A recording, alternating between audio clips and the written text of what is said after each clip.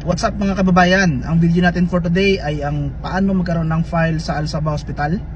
At ito ay nahati sa dalawang parte. Ang unang parte ng video na ito ay una ay mag-prepare ka ng documents, marriage contract nyo ng iyong asawa na attested ng Ministry of Foreign Affairs ng Kuwait, Ministry of Justice, ngayong naka-apostil, and passport copy ninyong dalawa, civil ID copy ninyong dalawa na mag-asawa, at mag-provide din ng photocopy.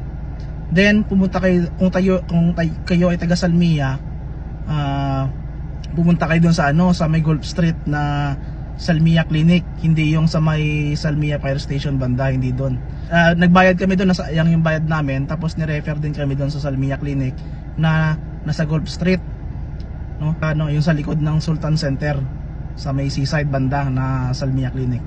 And then nagbayad kami doon ng 2KD at pinapunta kami doon sa left side na hallway, pinadiretso kami doon, at doon sa dulo makikita nyo yung another reception na kung saan ay hingiin yung mga documents nyo at ipoprovide nyo yung mga sinabi kong documents.